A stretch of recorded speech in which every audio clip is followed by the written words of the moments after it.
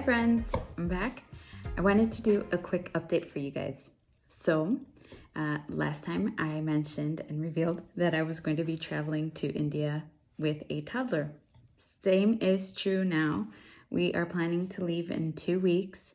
And so one of the things I'm doing is getting ready, packing, organizing, getting all the paperwork. My daughter's 4.5, if you don't remember. And we're very excited.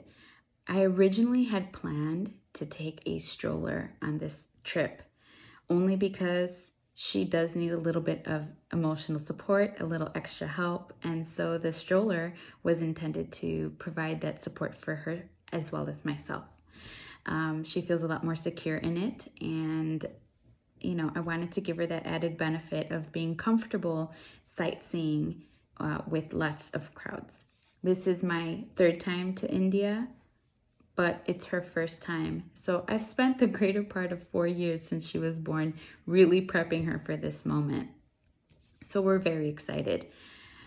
The trouble comes when planning to travel with a person under 5 during a pandemic from one country to another. Obviously, my daughter is unvaccinated. And so I had to contact both the airport that I'm traveling from, which is Chicago O'Hare, as well as the airline that I'm flying on, Air India, to find out if she in fact does need a negative PCR test or if she can forego that entire testing experience based on her age. Air India, the airline that I'm flying on their website does say that children under 5 years old are not required to have a test at all. But when I did call them today, they did say that my daughter would need the negative COVID exam in order to fly. So if there's one thing I wanted to share with you, travelers who are going on Air India or going to India in general, please make sure you talk to your airline that you're traveling with, as well as really understand the nuances of the airport and the country that you're flying from. So I'm so glad I did that, because I was wondering if I should even forego or skip that. I did order the Binax Now COVID exams so that I can use those and take the exams from the comfort of our own home. My daughter will feel much more secure with me administering her that rapid test with a digital proctor. So I will link down below the website that I was able to attain 6 packs of the Binax Now COVID screening test that you can do from the comfort of your own home for, I think I paid $150. If you go to the airport, such as Chicago O'Hare Airport, then what you're going to encounter is exams, COVID tests that are done there at the airport. And one exam at the airport costs about the same, $149. So this can save you time, energy, stress, possible lines, and just the uncertainty of knowing that or not knowing whether you have COVID or not. So that's one thing. The second thing is that I today decided that I was going to opt against the stroller. Because I've been to India a couple times and I know the places that I'm going to, and I actually have planned the entire trip for the entire month myself for my small group of 4 adults and my daughter, 1 child. I decided that we're gonna forgo the stroller and just take our time walking and sitting and trying to enjoy the moments of where we're going. So this has really allowed me to contemplate the type of trip experience that I want to have with my daughter. And that means that we're going to have a very well-paced trip. Some of us like to rush around with kids and get it all in, but I specifically decided to only travel to 4 cities and rural areas, actually 3 of them are rural areas. I did that because life is slower in these areas anyways. There's lots to see, but I'd rather have a meaningful experience with my daughter as a unschooled family and homeschool family, as opposed to rushing through. Okay, so definitely when you're planning travel, I would say take a moment to really think about the type of experience you want to have, and plan accordingly to all of the things that you want to bring, which leads me to my third point. And point 3 is how to pack. I have decided that I was going to pack early. I am a world traveler. I've never really traveled internationally during a pandemic, ever. So this is a different ballgame. Also, as a single mom, as a parent to a toddler, there's other things that I've had in mind and things that I've had to think about very strategically. So whereas as a single traveler, I would maybe pack very last minute and scramble and maybe even overpack, I really had to think this one through some more. I started the packing about a month ago. I started off with a regular size suitcase, a big backpack, and was just planning on bringing my daughter her snacks and at least one change of clothes per week and all of that nonsense. And I say it's nonsense because when we look at the type of trip and experience that we're going to have, we actually do want to purchase Indian clothes there to bring home because it's part of our faith. We do wear these clothes at home and at our temples and for religious events. So it's sort of an investment, and items there are less expensive than they are in the United States. So that was already something we were going to do, but it looks like we're going to definitely buy some new clothes, but also wear them while we're there.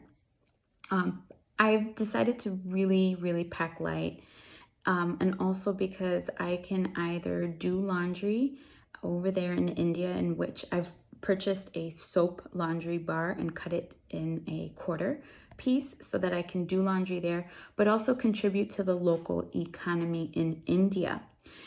They have there are people who will do your laundry so well. It comes back smelling so nice, and it's so crisp and folded so well and handled with care. So I do want to encourage people to go ahead and consider that when you go to India. All you have to do is ask the people where you stay, where can you get the laundry done. There's usually someone around the corner who is in need of work, especially during pandemic times, who would appreciate a couple of extra bucks just to do your laundry and get it to you the next day, nice and fresh and clean. So that's definitely something else we're planning to do. But again, going back to the packing light, I have now, after 3 or 4 times of really thinking about what the heck I want to bring on this trip, I've narrowed it down. I went onto the Air India site, and this is where it got a little confusing for me.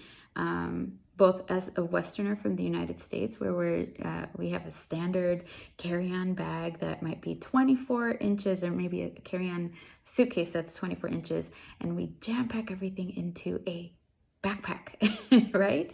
And we carry that on our regular flights. Maybe if you're flying United or Southwest, you can get away with that sort of thing, but not when you're traveling to India. When I've gone to India in the past, I've flown through Emirates Airlines, and I've always had a really lovely experience. I've had layovers in Dubai. I've also flown Qatar Airways and laid over in Qatar.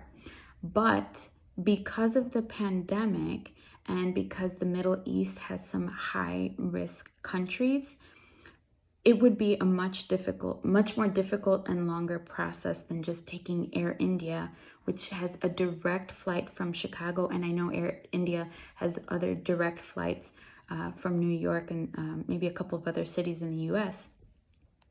So I said, let me just grin and bear it on Air India for 14 hours straight with no stop in the Middle East, which is the high risk for COVID infection. Furthermore, Air India was about $300 less expensive than Emirates.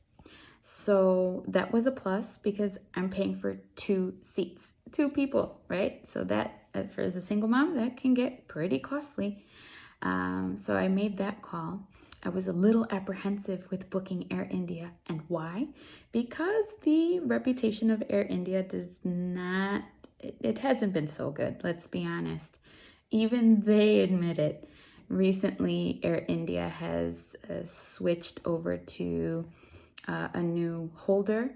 And so the owner of Air India, Tata, if you've heard, is initiating some changes. The changes, in my humble opinion, are not terribly major, and I'm not quite sure they're going to directly impact all of the passengers, now what they're calling guests, so directly. Some of the airplanes will experience a facelift, but it's not all of them. And they are going to be improving in-flight meals, but not for everyone, not for economy right now, is my understanding. Please correct me if I'm wrong in the comments below. But also, the main issue that I had was the size of the carry-on, which I recommend, based on what I'm researching and reading, is to get a hard case luggage, all right, that is between 20 and 21 inches. 22 is okay on India Air, but if you have a connecting flight on in India, domestic, like I do, I'll be flying on Go Air India. So I'll be on that airline when I get to Delhi and switching over, flying to Varanasi. Now, their baggage and carry-on requirements are similar, but the amount of luggage and weight is a little bit less than that of Air India. This is why I've decided to pack really, really light, is because I do not want to check my baggage in. If I check my baggage in, I run the risk of some confusion happening in India. If you have been to India, and I'm so sorry to say, sometimes things do happen. Any country, it can happen in anywhere, but sometimes there's a little bit of a shuffle at the airports. Although I have had very, very good experiences in Indian airports, you just never know, especially with the added stress, hustle, and bustle of a pandemic and COVID tests and lines, which I don't even know what that looks like right now in India. I've seen news reports, but I don't know if it's still the same. I don't know. Have you traveled Air India in the last couple of months since the Tata Group took over again? Let me know. I would love to hear your experience. But anyways, I'm getting ready to do this travel, and I just decided, let me do 2 carry-ons and a small handbag, and that means like a purse or something like that. I thought I could get away with a stuffed backpack, and then I read the weight requirements. So if you're going to be traveling on Air India or any international flight, make sure you're checking the weight requirements along with the height, the width, and the length of your luggage. Please save yourself some time, stress, and anguish, because if you happen to go over even the slightest amount of weight, you run the risk of paying for that amount, and like, was it like $40 maybe? I'm not sure. Correct me if I'm wrong. But it can get really expensive to pay for added weight in your luggage. And also, besides the weight, if your luggage is too big, you'll have to check it in.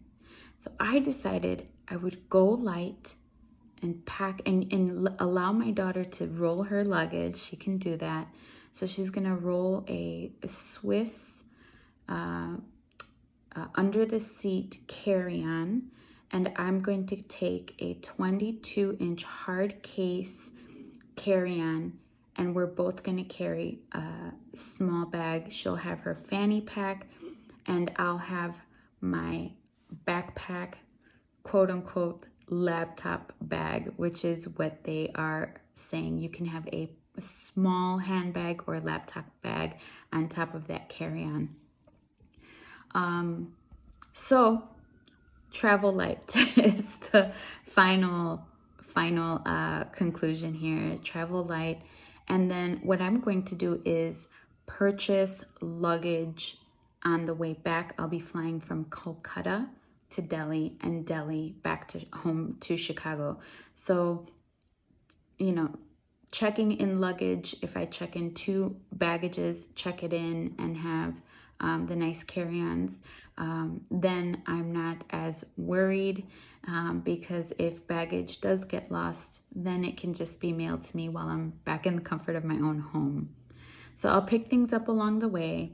I'll hopefully show you our experience of the maybe TSA. I'll let you know how TSA goes. I'll let you know what I think about the new Air India while I'm doing that. I'll let you know about the in-flight experience, how my daughter is going to be doing on a long-haul 14-hour flight. Oh my gosh, there are not enough toys or digital devices in the world. But hopefully she'll sleep through most of it. And hopefully I'll get some rest too, but we shall see. So let's see. Until next time, I'll let you know what we end up doing, and I'll take you on the journey with us. I'm looking forward to a very nice 1-month experience back in India. Thanks for joining me, and I look forward to speaking to you next time.